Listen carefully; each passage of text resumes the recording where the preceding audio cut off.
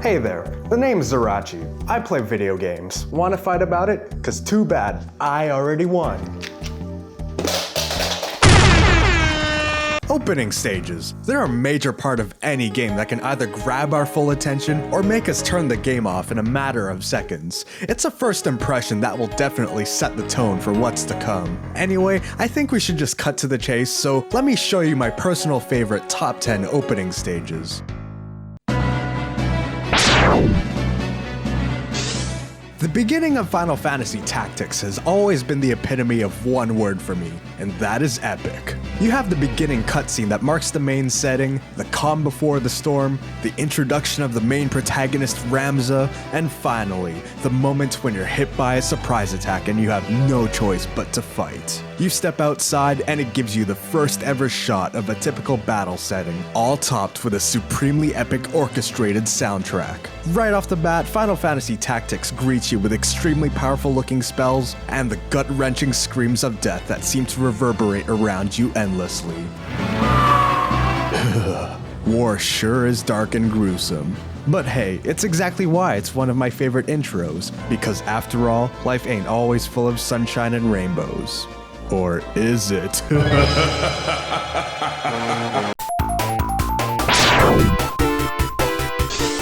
Alright, I'll be the first to admit that I'm not the biggest fan of the Sonic franchise, so I'm just not gonna talk about it. Instead, I'm gonna talk about the intro of Super Castlevania 4.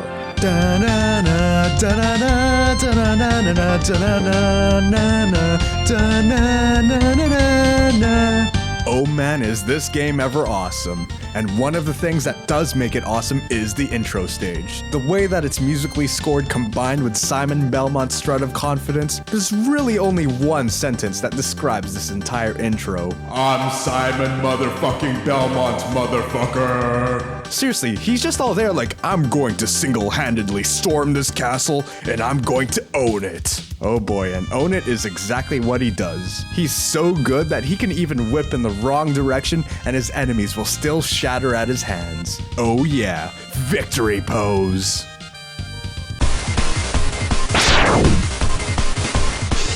Contra Hard Corps is one of the most intense opening stages that I've played, and also one of the hardest because, to be honest, I kinda suck at Contra. A lot. But my suckiness shouldn't take anything away from this level because even the first second is awesome. It's just all boosh. It's a game that doesn't screw around. It's a non-stop assault of robots, explosions, robots that cause explosions, and even bigger robots that cause bigger explosions. Pure awesomeness. Now, if only my actual skills at Contra were awesome. One can only dream.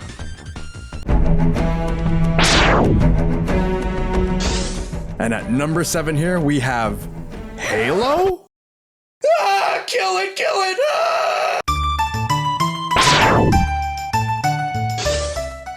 Now that's more like it. Here we have Chrono Trigger. Is there honestly a better way to start off a game than going to the fair? I don't think so. Here, it's so easy to get carried away by the fun of the festivities instead of actually trying to progress with the main plot. But there's nothing wrong with that at all. I always thought it was pretty neat that an RPG like this one started off this way. There's nothing too over the top or anything remotely overindulgent. Chrono Trigger just simply wanted to start you off with some good old-fashioned fun.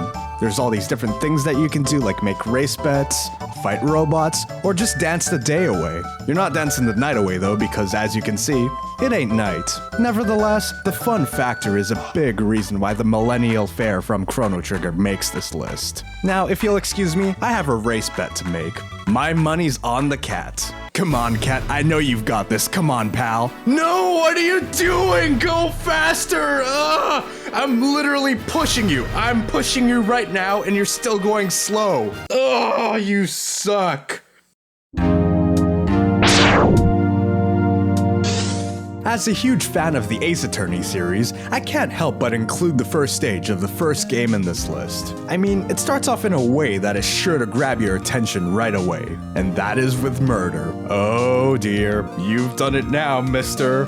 Phoenix Wright has definitely built a reputation of awesomeness, evidently seen from the number of games that he's in. But here in Phoenix Wright Ace Attorney, you get to witness him as a complete newbie doing many things for the first time. In this first case, you get to learn the ropes from your beautiful mentor, and it's your duty to defend Phoenix's good friend. Well, I think saying good friend is a bit of a stretch here. Even though this is essentially a murder case you're starting off with, it does a really good job of showing how fun and quirky the Phoenix Wright series can get. And to me, it definitely leaves an overall first impression that is worthy enough to be on this list. Object on, Phoenix. Object on.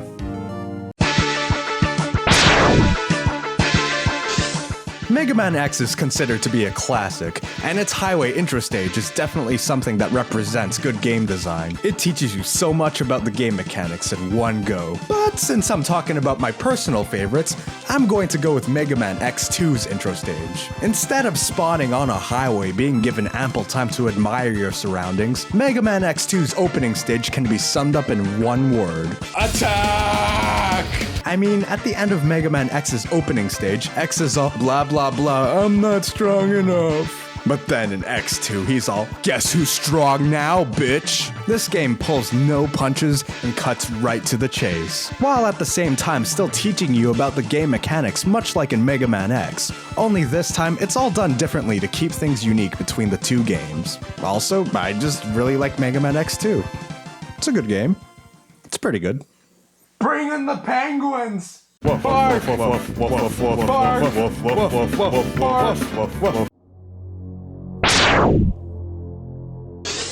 opening stage of Super Metroid is definitely one of the most dark and eerie ones that I've played. You're starting as Samus, who is responding to a distress signal from the space colony that is under attack, and when you arrive, it's quiet. Too quiet. The fact that there's only the ambient noises of the station itself, topped off with no music at all, makes the stage quite unsettling. You continue exploring and you happen to find the bodies of all the scientists, and the Metroid that was being kept has been taken as well. Oh wait, never mind. There it is. Oh my god! With Ridley appearing like that on top of the sudden onset of music that indicates danger, you have one incredibly freaky moment. And then after all that, you suddenly have to escape because the whole place is gonna blow now? Jeez, talk about a stress-inducing game. And this is just the first 5 minutes. But at the same time, you know this opening stage is good if it can spark those kinds of reactions in a short amount of time.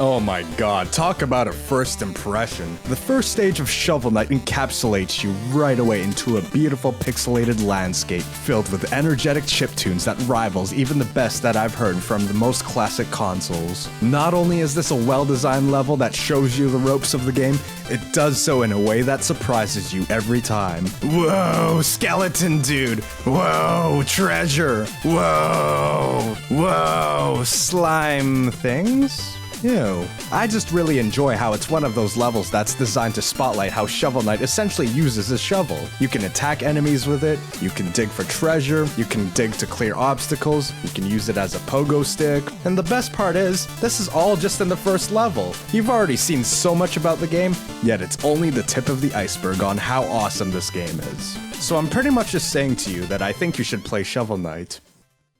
Play Shovel Knight.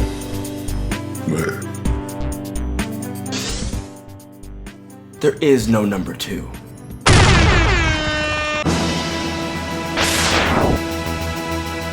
Alright, I know what you're thinking. Zurachi, what the hell? You already put a Final Fantasy game on this list. You can't have 2. You know what? What if I want to make a Final Fantasy sandwich, huh? 1 at 10 and 1 at 1, huh? You can't tell me what to do, so bleh. But seriously, the beginning of Final Fantasy is just so cool. The beginning cinematic is quite the moody experience that just sucks you in, and the whole thing is beautifully scored by the one, the only, Nobuo Uematsu, or as I like to call him, God of the entire universe. And heck, even without factoring the music into this opening stage, you still have something that's extremely epic. You learn that you're on a mission to bomb a reactor that's essentially sucking the life out of the planet. And that's definitely something that warrants a bombing to me. While aiming for that goal, you learn more about the characters and the context of what's going on. And you also fight many battles, some of which are easy, and some of which are just, oh my god. Man, I don't know what it is, but there's just something about the atmosphere of the beginning that sucks me into complete immersion.